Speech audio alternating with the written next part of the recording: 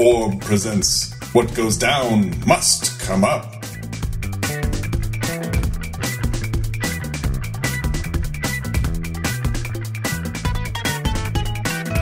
This is Gary Butterfield. This is Cole Ross. And it's just us. I know I mentioned Autumn was going to be joining us. Yeah. We had to reschedule. So it's just the two of us. We're the Twisted Podcast Starters. It is just the two of us. Mm-hmm. As Twisted's podcast starters, confessed arsonist, Gary Butterfield and Cole Ross. Autumn will definitely be back. Yes. Yeah. And I like this one. Mm-hmm. It's a fucking mess. Oh, yeah. Yeah. It's a mess, but it's funny. Uh-huh. To me. Uh-huh. And that does so much. You know, we talk about how humor, like, it's a comedy show. Who'd have thunk it? Yeah. But being funny, like, does a lot of work. It papers over. It papers over a lot. And it's not like there's not, like character and plot stuff revealed here. We're getting more of a. We have seen a lot of how Rusty is an amoral piece of shit who was ruined by his life, but also, I mean, Jonas was no great shakes. Like, this is. Aside from his terrible parenting, which we've seen before, this is one of the big, brighter neon signs we have seen so far that Jonas is a fucking monster. big monsterism happening in this episode. This is a Jackson Public joint, originally aired July 13th, 2008. And the idea is that the Venture compound has Morlock tunnels, where there are some Jonas Sr. Kind of plots that were happening like in that version of the Venture Brothers that never really quite got resolved. He just walked away from and left with his son to deal with. Yeah. the sprawling tunnels, the fallout shelter that exists beneath the compounds that nobody went into, A, because Rusty didn't care, and B, because the boys thought it was spooky. They're super spooky. Yeah, they're super spooky. Like, I'm not going... Oh. And the public rightly, I think, calls this a kitchen sink episode. Like, this is the remnants of 3 different ideas from his notebook that had to come together, and that was a difficult thing to do. Yeah. Largely succeeded in doing those things, even though it doesn't advance much of the meta plot right forward or anything. This to me is like the definition of a season 3 middle episode. Yeah. Like, I would put, if I was ranking these, this would be like right in the middle. Yeah, this would be in the middle third. Yeah. The original plan was to introduce a 4th member of the Triad, which is a funny idea. But I'm kind of glad they didn't do it, just because I love the Triad as is. I don't want to upset that. It would mean less Al and Jefferson by volume. I don't want that. No. And they don't actually say who that person was going to be, but the character who's introduced in this is another member of the old Venture crew. Yep. Dr. Entman, who is also a humunguloid in the past. In to me, the better version of this, which is the Now Museum, Now You Don't, which also is old Venture stuff. Yes. I love that episode. He is kind of a parody of Ant-Man. Yeah. Marvel, Paul Rudd's Ant-Man. I mean, well before Paul, I know you're saying something accurate, but like, this is before he had a multi-million-dollar Marvel movie made about him. Am I correct in thinking that Ant-Man at this point was like a joke superhero who nobody took seriously? Kind of like an Aquaman? I have complicated feelings on Hank Pym, the Ant-Man. He was not super in the comics. This was around when they were actually doing kind of a revival of him. Dan Slott had him have his own, like, this was when a bunch of writers who grew up liking old Avengers were like, oh yeah, Hank Pym is a founding fucking Avenger. Yeah.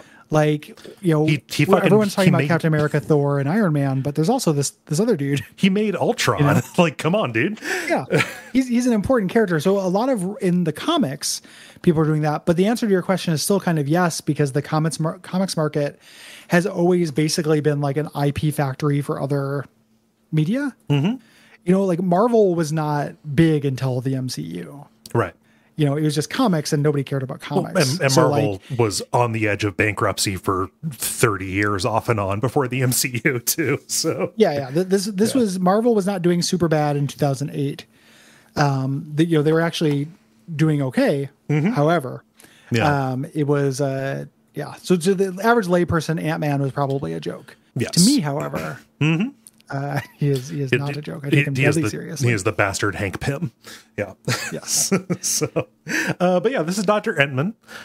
He sounds like an old Jewish man. The kind of the lineage of who was going to be playing him, and then was originally written for John Hodgman, but he wasn't available. There was also a friend who was a friend of Jackson's who was going to voice this, but they ended up needing retakes and it didn't work. So they had to bring in their story director, Stephen DiStefano.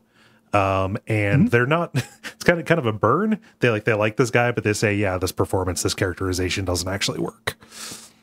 Yeah. I don't know that I necessarily like, it felt to me like more like they just didn't have anything to do with him. Right.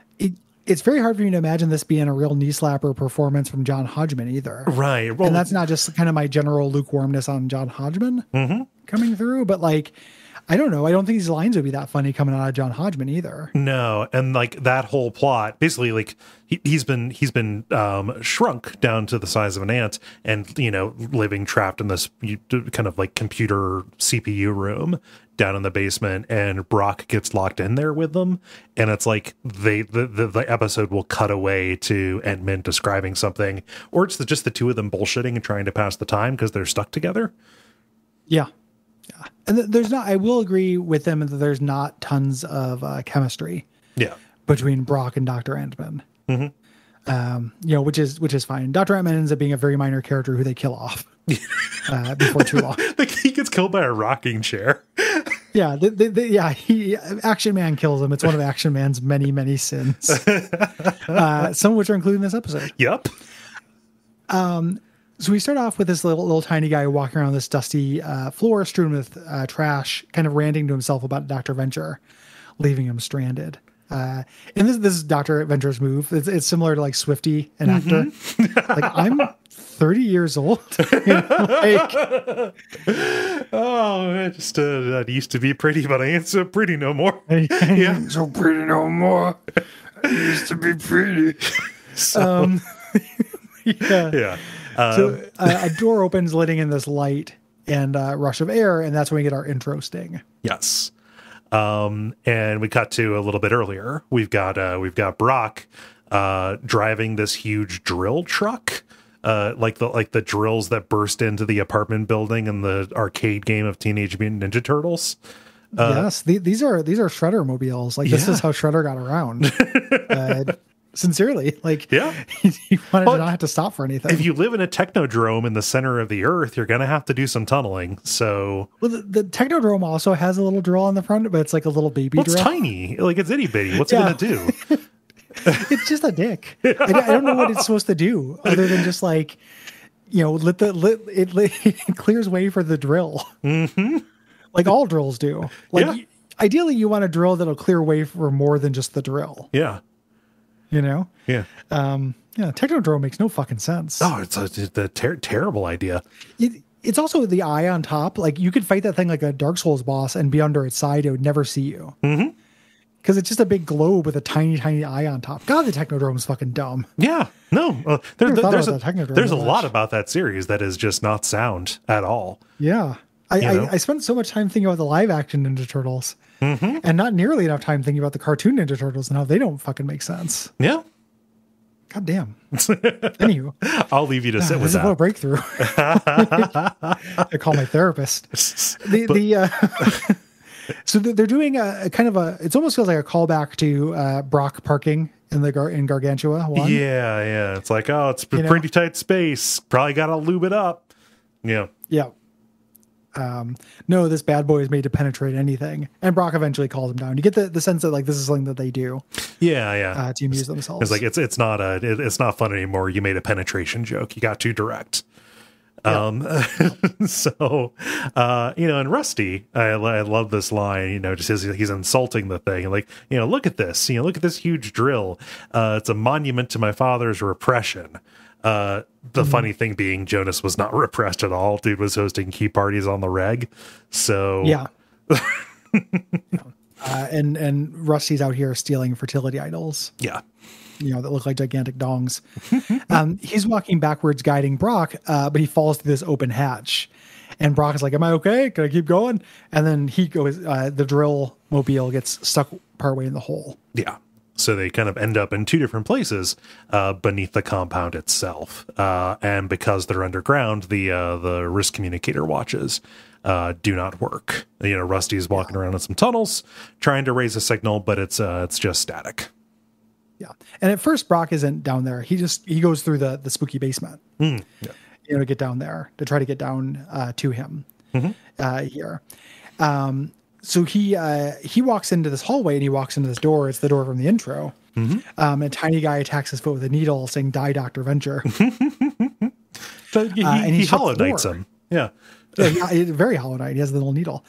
Shuts the door behind him. And this is a place that houses something called Mother, which we're going to find out is an AI that was going to run the compound. Yeah, it's going to run specifically the nuclear fallout shelter at the bottom. Kind of the administrative faculty that has when we see it come online, she has like an pixelated Atari blonde woman face.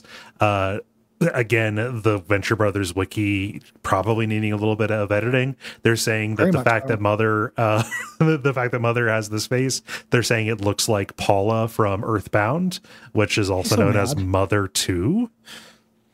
Yeah, it made me so mad. They don't play video games. Made me so mad. Yeah, they just play Tomb Raider, you fucking idiots. Like, stop reading things into things.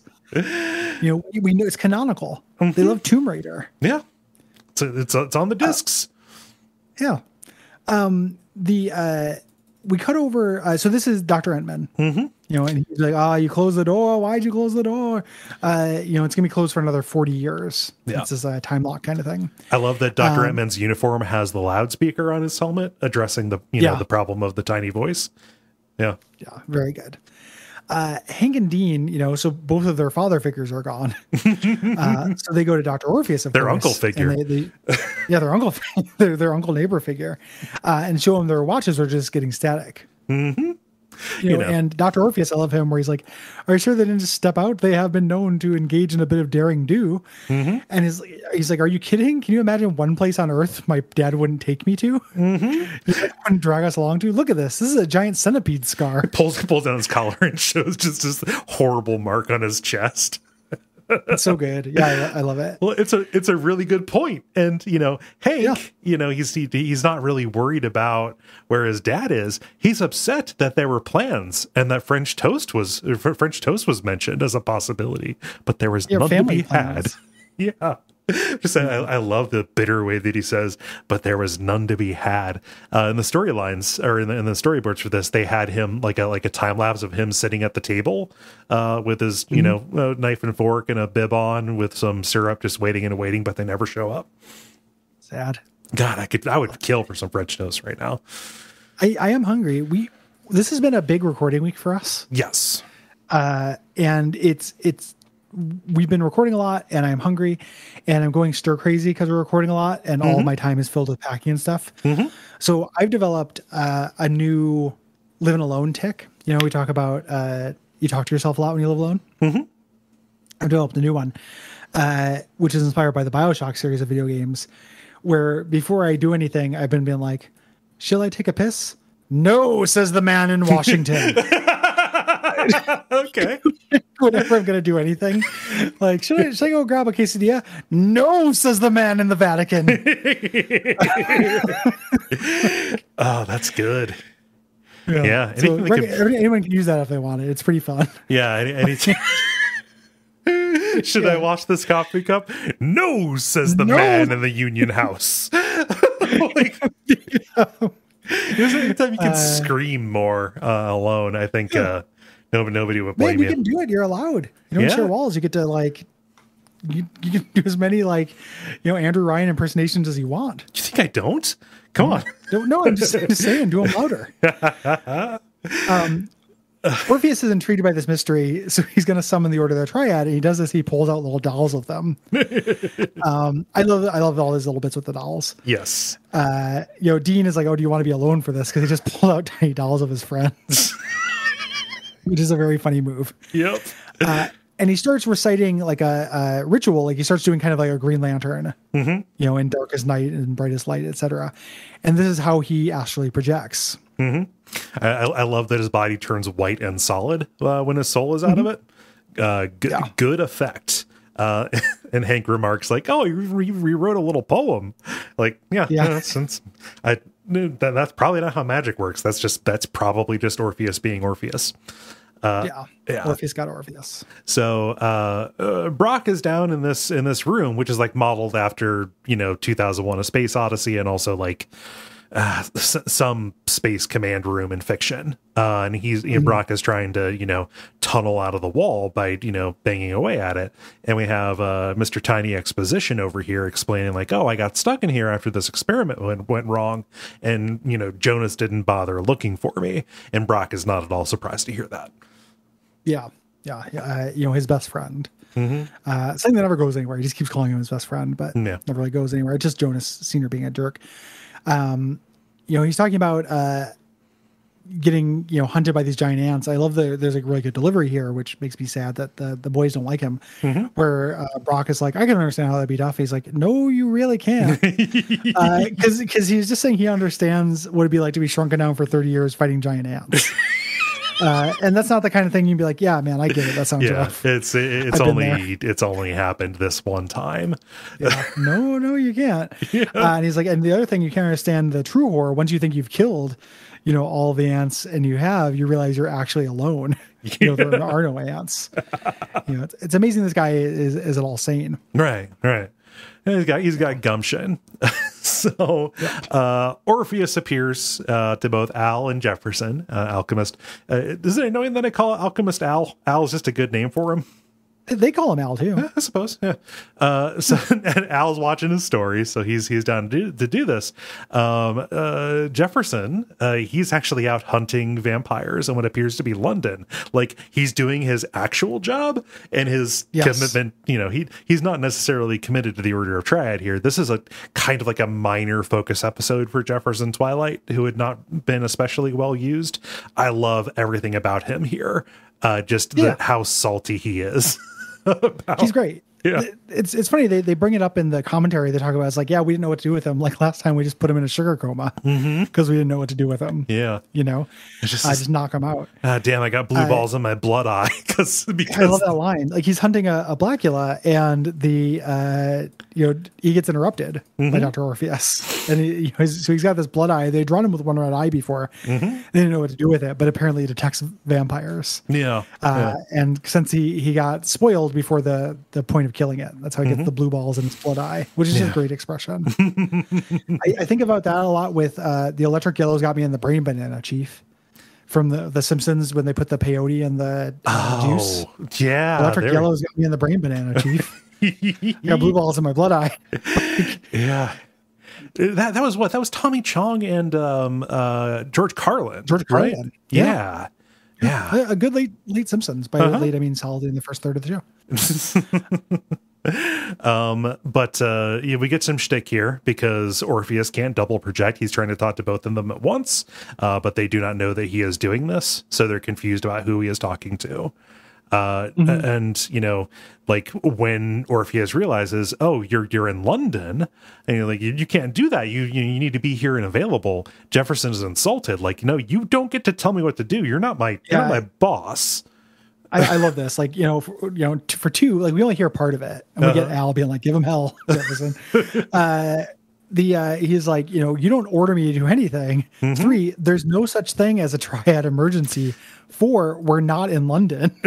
Like, it's so good. Like, it's this Jack the Ripper amusement park. And, he just says, like, eventually he goes where the Blackshin is. Like, he goes where there are Blackulas because he is a Blackula hunter. Yeah, that's what he does. The Triad doesn't do an awful lot with Blackulas.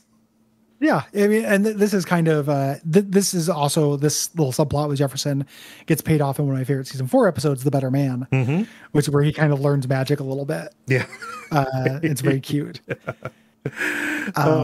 They warp them in, and they're like, "Oh, the action figures came in, merchandise," and he's like, "No, Hasbro passed. I made these myself." And they're like, you made these? He's like, unfortunately, these are just Mego figures. I repainted a falcon to make you. And this is very well observed. Yeah. Mego figures were these 70s action figures of Marvel and DC characters and everything characters. Like there's Boss Hog and you can get basically, Steve, everybody from these things. And a lot of people customize them. Yeah. Yeah. Is it just a kind of a super obscure like subculture reference? For that, they when they eventually made Venture Brothers action figures, they made them in the style of Migos. Ooh, I used to have the 21 and 24 set. Oh, dang! Back when I moved out to Portland, and now they are not all of them are expensive, but several of them are expensive. Like you can still buy the Phantom Limb one new. It's like Series 3, and they do something that really bothers me is they do Billy Quizboy, but they don't do him to scale. So he's like, he's gigantic he's Quizboy. Oh, that's he's weird. Basically Giant Boy Detective. Like he's a 6 foot tall man. But with his proportions. Oh, these are cool. Yeah, no, I had never seen these before. Oh, there's a little shore leave there. Yeah. Get yourself a shore leave. Yeah. So they're jazzed about this, but just no dice, Hasbro pass. They're not going to get that money. They're not high enough profile. We cut to Rusty, who's going through these tunnels. And like these are just the tunnels from the Firestarter video, and there's a figure just kind of like dashing around, kind of in the background, just out of view. And every time this character is out, is visible, we hear music. It's just like this pulsing tremolo guitar kind of thing, just like a sound alike of the Prodigy's Firestarter. Yes, I watched that video.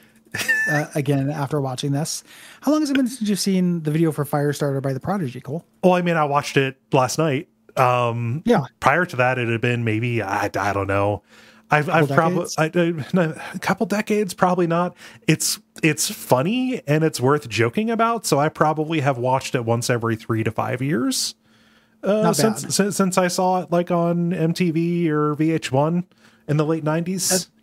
The dude in the Firestarter video is fucking incredible. It like that performance is so like this is born of an in joke between Jackson and Doc, and again, ways that the show is just built for me is like, oh, that's the kind of shit me and my friends think is funny as well. Oh yeah, it's just that guy in that clothing wandering around doing those head motions and saying that shit.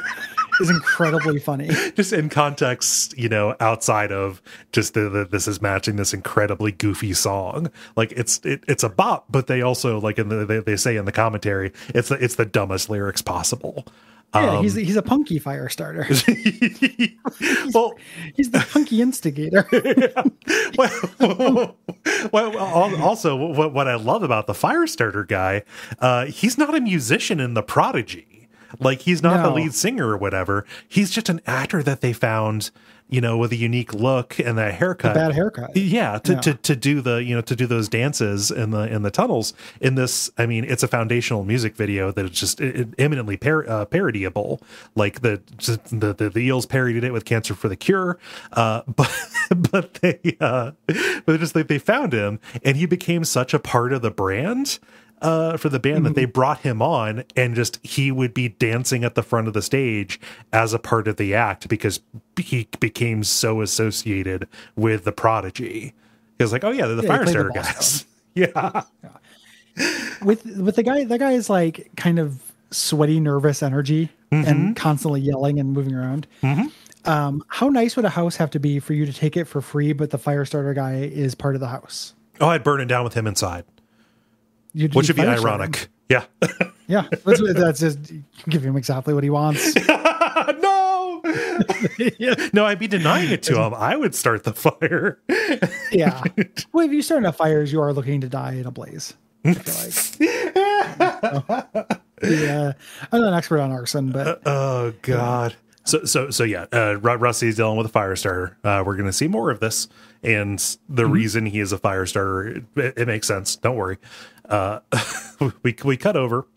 We're back at the Order of the Triad. They're examining the site of the drill crash. trying to find magical residues and such. Orpheus does his thing and Al does his thing. And I love Jefferson. Like, they haven't been taken by Blackulas, but I'm not prepared to rule out Caucasian vampires. Just the idea that either they are different enough or he is so finely tuned on vampires who have dark skin. It's outside of his wheelhouse. It's above his pay grade. They're also inspecting a big hole in the ground. Well, also, with a drill mobile into it, and he's scanning for vampires. Very good. Yeah. They noticed the basement. They're like, "Have you checked down there?" And the boys are like, "No, we called you. It's super spooky down there." And everybody gets real mad. Right. About this. Where the Triad got, especially Jefferson, who was taking off his Blackula hunt. Yeah. For this, Brock and Ant-Man are talking. Just kind of chatting. Hey, did you get shrunk? No. Believe it or not, I used to be 15 feet tall. We tried to fix it, and went a little too far. Yeah. With it. We'll see Humunguloid later. So, and they have like conversations like, "Oh, is it true about the whole, proportional strength of an ant thing?" And with the storied practice of a nerd who has had this conversation, public puts the words in his mouth. Like, have you thought about how much an ant weighs? Like 100 times nothing is what? Nothing, right? Yeah. So what? Yeah. Like, so the Triad, they go down into the basement, and Dr. O's apologizing for them, saying like, "Oh, the boys have active imaginations. They yanked my chain. I love Al's line here, like about the active imagination. Yes, the little imps have certainly skylarked us into quite a mare's nest this time." With their monkey shines. Brock does a little bit of shtick with Ant-Man. Is like, "Hey, you remind me of that old guy from the Marvel comics, is in Avengers." And Ant-Man just keeps saying like Hawkeye, like naming Submariner, like naming people who are not Ant-Man. Yeah. As this is happening, Orpheus gets a lock on them through the wall. He links hands with the other two. There's a nice little bit about like, "Jefferson, can you tell me to wear lotion? I'm not in a rough trade." He's like, "It's the leather hilts on my Blackula blades." They see that Brock and Rusty are safe, but they sense an evil presence, and we get to see the face of Mother for the first time, which reminded this troper of the character from Earthbound. Well, also like really. Reaching out spiritually and then being terrified and rebuked by it. They call this a reference to The Exorcist, which is a little more direct. There's a little bit more for that here. So it freaks them out. Yeah, the important part. They run away. The basement actually is super spooky. Yeah, the boys are right. They run upstairs. Jefferson has pissed his pants here, and Dr. Orpheus, needs to consult with the master. And the other guy's like, "Why don't you ever take us to see your master?" Are you ashamed of us? Because he's gay? No, it's because you pissed your pants. There was a scene that got cut with the master in this, which I think is in the deleted scenes. Yeah, they couldn't get John Benjamin to do it on time, so they just kind of cut it. Yep. Also, like there are so many things that were like planned for this episode that didn't make it in because of time. Again, because this is 3 episode concepts kind of married together. Yeah. So Rusty is fleeing through the tunnels, being menaced by this twisted fire starter. They don't have to do they don't have to change the fire starter's behavior at all. Nope. It's just like, what if you landed in that video and this guy is walking up to you and sticking out his tongue for no reason and shit. He finds a red phone, and who's on the other side of a red phone? The police, Moscow, or Batman. And it reaches Brock, who's in the mother control room. We cut back. It just the guy, the fire starter, is not like attacking Rusty. He's just running around doing fire starter stuff in the general area. And Brock's like, ask him for a way out. And he's like, I'm not going to talk to him. I'm trapped in the sewer with a confessed arsonist. Brock, help me. Confessed arsonist is the funniest thing to say about the guy from the Firestar video. It's the thing about him. The tunnels, the lights turn on, and the girl from An Art of Noise video sees him. And it cuts over to the 3 guys from the Art of Noise with their power tools that they use to like slice up pianos and shit in that video. God, that's a fun video too. That's a great video. Yeah. And they're all wearing Rusty Venture t-shirts. Yeah. Okay. This is strange. And these underground dwellers, again, who are dressed up like 80s music video characters, they throw Rusty in their little venture car down here, and they grill him like, what's your name? Like, oh, I'm Rusty. If you're Rusty, why haven't we seen you before? You don't look like Rusty. Yeah. And Rusty is just the collective noun for all of these people down here. Each of them is a Rusty. And he says, oh, well, I'm from up there. And then we get into some Horizon Zero Dawn. It is forbidden to go above contamination. I love Venture's response, which is, sure, let's make that a rule right now. It's very funny. He's like, but if you let me go, I'll let you spend some time, provided you stay in the kitchen. Stay in the kitchen area. You can be up there for a little bit before you're banished back below. They decided to take him to Father to decide what to do. With him. So in the kitchen area, which the Order of the Triad has confined themselves to, Orpheus is back from the Master with the course of action, which is to call tech support. Tech support happens to be Pete White. And it happens to be Pete White because Pete White was canvassing and putting flyers under windshield wipers. God, I love conjectural technology so fucking much. They're so shitty. Pete White specifically. Yep. He shows the boys the surveillance room. And he's like, oh, yeah, me and Rusty are down here all the time. When Brock has one of his ladies here, you can push the night vision button. And then he stops it, like, gets right up to the edge and stops from masturbating to their father figure. Yeah. Pushes a box of tissues away, which implies some co-masturbating. Yep. Which is not the first time that Rusty has, like, let's go in on a skin flick together. Yes. Like, Rusty is into the communal porn masturbation experience. Yeah. No, just you got to build up the orgone, Gary. That's the thing. You just build it. It's like a Night at the Roxbury, where like me, you, except it's for masturbating. Right. Yeah.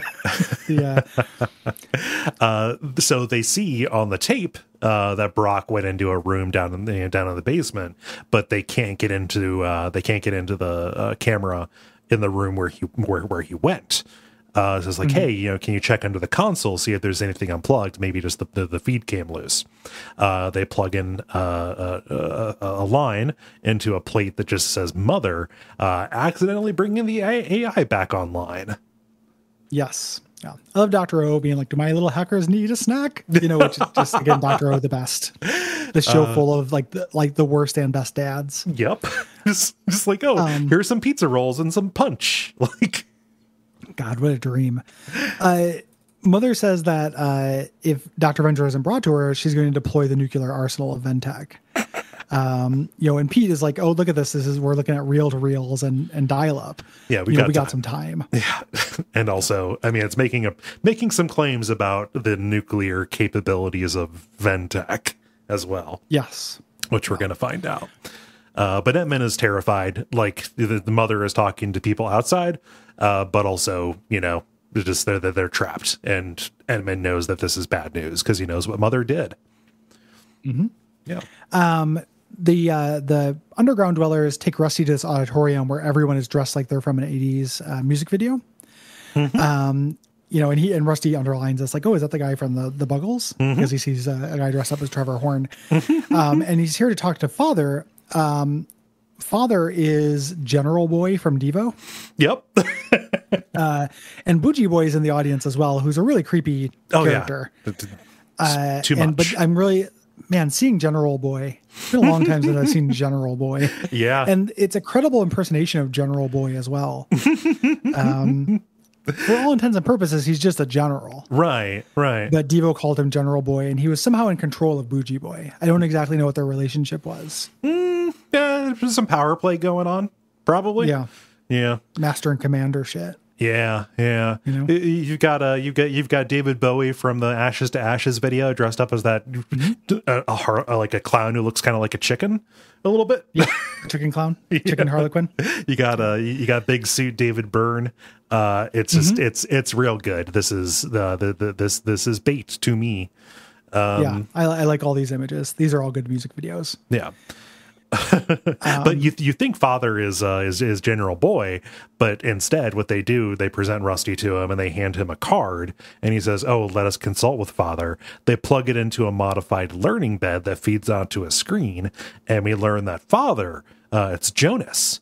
And this is, just another one of the instructional videos like the boys are getting in the bed, but this is specifically for setting up a new society of, good youngsters down in the fallout shelter for restarting civilization. And it's all about hygiene. Yep.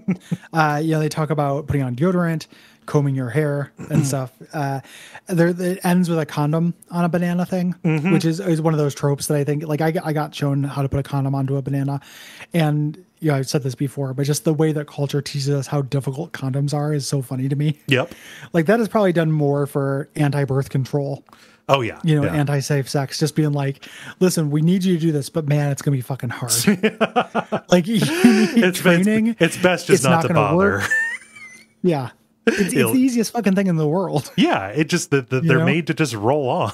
Like, it just goes. It's not difficult, but it's like we want to teach kids that, like, listen, this is incredibly tricky. I mean, like, it kind of turns into like those black and white struggle shots from infomercials. Like, I spilled my big old bowl of Cheetos. No, it's got to be a better way. I tried to put an uncooked egg into the toaster. That kind of thing. It's like, has this ever happened to you? No. There's got to be a better way. Abstinence. There is. Kids, God smiles on abstinent kids. I think it probably is sex negativity that is, it's so difficult to put on a condom shit. Yeah. And this, Rusty gets over it. Like, his father's stuff is the thing that triggers Rusty from fear into, like, disgust.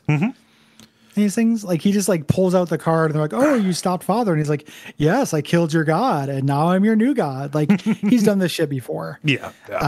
But they overwhelm him, right? And they specifically call him out for contamination. He has brought something unclean into their little society. Back upstairs in the surveillance room, a top 10 Hank line for me, because they're trying to figure out, how do we stop this? And Hank says, "I think I figured it out.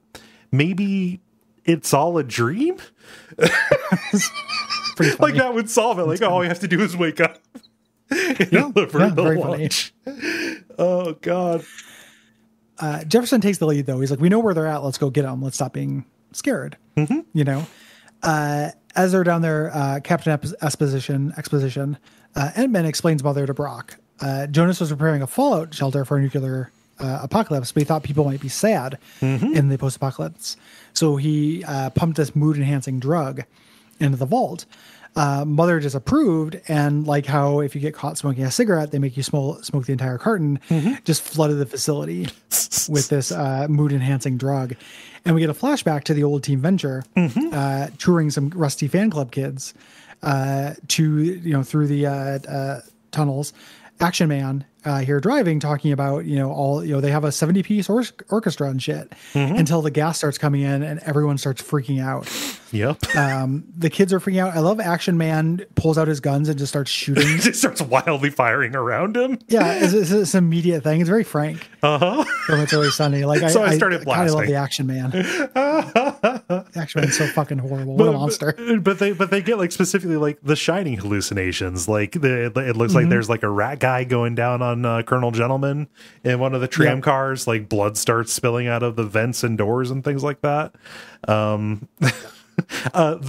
mood altering drugs in the vault, was that in Fallout 3 or New Vegas? Which one was that where they were 3? That's in 3. Okay. I'm not saying that this was, I mean, this came out before Fallout 3 did, but I just if you were saying that, it would be pretty wild. Yeah, that'd be some time crimes. A ridiculous claim to make. And just that reminded me of one thing, and it was going to kill me because that is a hard thing to search for. Thank you for clarifying. No problem. Yeah. Yeah, it's the I think it's the music one. Oh yeah, is the vault that has the thing on there where you get the Stradivarius. Yes. So everybody's freaking out. The kids are, writhing around on the ground and vomiting because they're being overdosed on mood gas. And so Jonas comes down and he tells, Team Venture, go, flee. And all of them just run, leaving the kids behind them to be sealed into it. It's like George at the party when they say fire. He just pushes all the old people No second away. thought. Like, it's literally just like, mother's gone off the deep end. Let's go before she traps us. And just they immediately, no attempt to even save one kid. It feels like it would have been harder for Kano not to pick up a kid. Yeah. And he still chooses to do it. It's so horrible. And like, it's not necessarily called attention to. Like, Brock doesn't say, geez, you guys just ran. No, it's literally just like, no, why remark on it? Because of course they did. Yeah. Ridiculous. Oh God. So Jefferson activates the drill to head down, and we see Rusty fleeing towards what looks like a rocket there.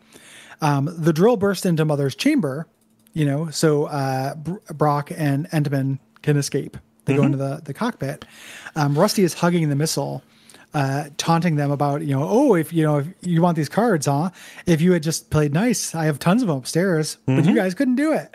Yeah. Again, being petty to the end, not bargaining, being spiteful. But the missile launches with him clinging to the nose.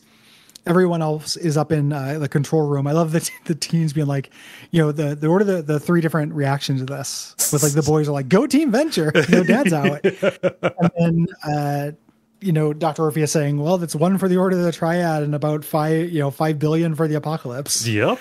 And then Pete is just sitting in a lawn chair drinking a martini, holding a cardboard John 3:16 sign. Yeah, very funny. However, the missile only gets part way out before it tips over and spills gunk, and spills Rusty. We don't know exactly what this gunk is yet. And it's, again, Venture Brothers, man. Time to end the episode. Yep. There we go. Well, not time to end the episode. We still have 3 minutes of post-credits. Yeah. We have to explain some stuff. Yeah. At the end. This is the part that feels the sloppiest to me. In this whole episode. It's very funny. Yeah. Like, but between this and Ant-Man just describing things that happened, this is real, narration faux pas, or narrative faux pas, actually. It's fine because it's funny and it's short, but also this is they even highlight this. They say, "Yep," and it's our longest post credits to date. As they tie a bow on everything. Rusty is riveting the cover of the hole that leads down to the shelter and explaining to Brock, like, "Oh, that gunk, that was decades worth of sewage." The dwellers had basically used that as a septic tank, had filled it with their waste so that they could send it to the sky so Father would make it clean. It's contamination. Yeah. Yep. Very, funny as an idea. And then he's just like, all they could do was see, that old tape. He's like, nah, they can somehow get the VH1 Classics channel. So that's why we had the fire starter involved. Yeah. And then we cut over to Mother, who's demanding to see Dr. Venture, and Brock's like, "Oh, we found him," and sets up the hygiene card to face him so they can just kind of talk to each other for eternity. They could also just unplug her, but this is funnier. Yeah. Yeah. They just got to kind of trick her and trap her. Yeah. And that's the episode. And the Rusties, I mean, they were standing beneath the rocket when it went off, so they were all burnt to a crisp, right? Yeah, I mean, it makes way more sense for them to be dead. Yes. They basically have to. There's nothing more for a fire starter to do. Yep. In a weary man's world. Yeah. No. And that's the end of the episode. Perfectly in the middle episode of the Venture Brothers. Yeah. It definitely has their indulgences, right? Playing coy with how much they're taking from Marvel, being obsessed with musical acts from the 80s and stuff. Like, they had wanted to do the cargo cult kind of thing. It's funny, in the art book they talk about, like, oh, it was really kind of bracing to understand that TV tropes exists and realize that none of our ideas are actually original. Yeah. Which, like, I feel like they should have figured that out before. Of course. Yeah. Yeah. Like that's a little silly that they did, like, oh, we invented the cargo cult. No. Come on, man. But yeah, good fun episode. Not great, but good. Yeah. In my opinion. It serves its purpose well. Yeah. That's going to be it for this episode of Orb. Thank you for listening. We appreciate you. We will be back next week. And in the meantime, if you'd like to support us, you can go to patreon.com/Duckfeed.tv and do so. You can also tell your friends or leave a rating review on Apple Podcast or Podcast Addict. Yes, you can. Most of all, though, keep coming back. Next time we'll figure out how to get Autumn in. There was a scheduling conflict. We're all adults. It's fucking hard. Yeah, we're in lives. And she has a real job as well. Like, she doesn't have this Peter Pan bullshit job that we have. Right. You know, which we worked incredibly hard this week, actually, but we do get to make our own hours. Right. So, and until next time, go Team Venture.